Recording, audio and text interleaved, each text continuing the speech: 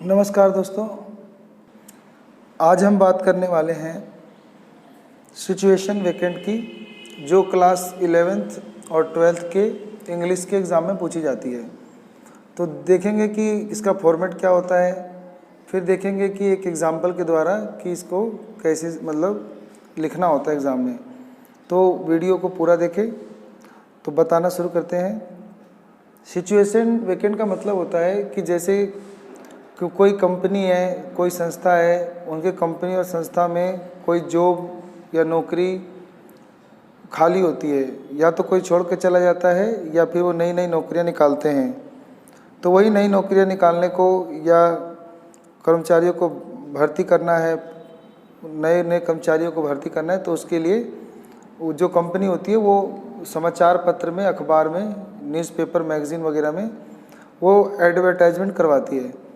तो वो एडवर्टाइजमेंट जिस तरीके से कंपनियां लिखती हैं, तो एग्ज़ाम में हमसे वही लिखवाया जाता है कि हमें कंपनी की तरफ से एक एडवर्टाइजमेंट लिखना है, जिसमें हम लोगों को ये सूचित करेंगे कि हमारी कंपनी में कोई जॉब या पद खाली है, तो उसके लिए लोग आवेदन करें। तो इसका फॉर्मेट ऐसे होता है कि सिचुएशन वेकेंट में बीच में बक्से में लिखा जाता है नंबर 1, पहले तो बक्से में लिखा जाता है, फिर बीच में सिचुएशन वेकेंट ऊपर कैपिटल लेटर में लिखा जाता है, और उसके बाद नीचे जब पूरा जो भी सूचना लिखते हैं उसके अंदर हम ग्रामर का इस्तेमाल नहीं करते और हेल्पिंग वर्ब का बहुत कम इस्तेमाल करते हैं। Is, am, are, has, have, been, इन सब चीज़ों का इस्तेमाल बहुत ही कम करते हैं। तो पैसिव वॉइस का इस्तेमाल और मॉडल्स का इस्तेमाल कर सकते हैं।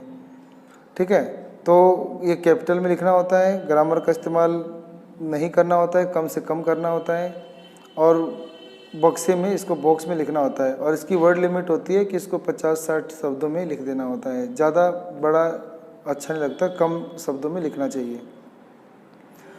तो शुरुआत करने के लिए, लाइनों की शुरुआत करने के लिए आप शुरुआत ऐसे कर सकते हो, वांटेड या रिक्वायर, मतलब आपको चाहिए या आवश्यकता है।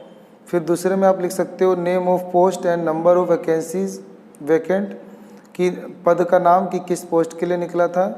अब जैसे क्वेश्चन होगा तो उसके अंदर टीचर की पोस्ट है, मैनेजर की पोस्ट है, किसकी पोस्ट है वो आप लिखोगे। एंड नंबर ऑफ वैकेंसीज, आप नंबर ऑफ वैकेंसीज बताओगे कि उसके अंदर कितनी सीटें खाली हैं। फिर आप बताओगे name of the company, organization, school, institute, college and hotel, तो किस कंपनी था के लिए खाली है, उस कंपनी का नाम बताओगे, या ऑर्गेनाइजेशन का नाम, स्कूल, इंस्टीट्यूशन या कॉलेज, होटल, जिसने ये वैकेंसी निकाली है उनका नाम भी आप बताओगे। फिर दूसरा आप आगे बताओगे कि रिक्वायर्ड एज लिमिट, कि वो जो जॉब है उसके लिए रिक्वायर्ड एज लिमिट कितनी है, यानी कितने आयु के उम्र के लोगों की रिक्वायरमेंट है। फिर उसके बाद आप बताओगे कि एजुकेशन, कि कितना क्वालिफाई व्यक्ति चाहिए, कहाँ तक का पढ़ा लिखा होना चाहिए। एंड प्रोफेशनल क्वालिफ़िकेशन, और उसकी जो भी प्रोफेशनल क्वालिफ़िकेशन है वो बताओगे, जैसे वो और कौन कौन से चीज़ों में क्वालिफ़िकेशन कर रखा है। और एक्सपीरियंस पूछोगे कि किस कंपनी में काम करके या पहले कहाँ काम करके उसने एक्सपीरियंस प्राप्त किया है। फिर हम पूछते हैं नॉलेज ऑफ कंप्यूटर, फिर हम देखते हैं कि कंप्यूटर की नॉलेज उसमें बताना ज़रूरी है कि नहीं। फिर फ्लुएंसी इन इंग्लिश या अदर लैंग्वेज, मतलब किसी भी भाषा में या इंग्लिश बोलने में फ्लुएंट होना चाहिए, यानी बिना रुके धारा प्रवाह इंग्लिश बोल सकता हो। पर्सनैलिटी रिक्वायर्ड, आप पर्सनैलिटी की बात कर सकते हैं, आपको कैसी पर्सनैलिटी का व्यक्ति चाहिए, इम्प्रेसिव चाहिए और या फिर प्लीजिंग चाहिए। इम्प्रेसिव मतलब जो दूसरों पे अपना प्रभाव छोड़ सके, और प्लीजिंग मतलब जो दूसरे का मन वगैरह जीत सके, दूसरे को खुश कर सके। ऐसी है अगला, अट्रैक्टिव या expected salary and other benefit negotiable. आप ना या तो क्वेश्चन में उसमें लिख सकते हो कि आप कितनी एक्सपेक्टेड सैलरी देते हो या दे सकते हो या लेना चाहते हो। एंड अदर बेनिफिट, और भी कोई बेनिफिट है तो आप बता सकते हो, नहीं तो नेगोशिएबल। नेगोशिएबल मतलब होता है कि बाद में इस पर विचार किया जाएगा, पहले इसमें बाद में विचार किया जाएगा दोनों की सहमति से। और एज वेज की सैलरी की बात में। Mode of applying and time of submission, apply करने के तरीके बताओगे कि अप्लाई कैसे करने हैं, इंटरव्यू के लिए आना है कि सिर्फ रिज्यूम भेजना है, फिर समय भी बताओगे कि कब तक इंटरव्यू में आना है या रिज्यूम भेजना है। फिर आखिरी में आप कॉन्टैक्ट करने के लिए कॉन्टैक्ट लिखकर फिर उसमें आप एड्रेस, नाम, एड्रेस और फ़ोन नंबर ये लिख सकते हो आप, ठीक है।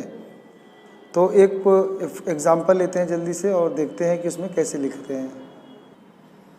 तो जैसे कि मैंने एक एग्ज़ाम्पल लिया आपके लिए कि यू आर सुनीता, तुम सुनीता हो या राजन हो, रनिंग ए टेलीफोन बूथ, आप एक टेलीफोन बूथ चलाते हो in the central market Bhopal, Bhopal के सेंट्रल मार्केट एरिया में आपका टेलीफोन बूथ है।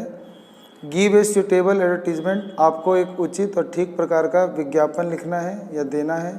फॉर ए टेलीफोन ऑपरेटर, एक टेलीफोन ऑपरेटर के लिए, टेलीफोन संचालक के लिए, और इस कॉलम से लिखना है इन सिचुएशन वैकेंट के नाम से लिखना है। Column of the Bhopal time, और ये कॉलम आपको इस अखबार में डालना है, इसका नाम है भोपाल टाइम।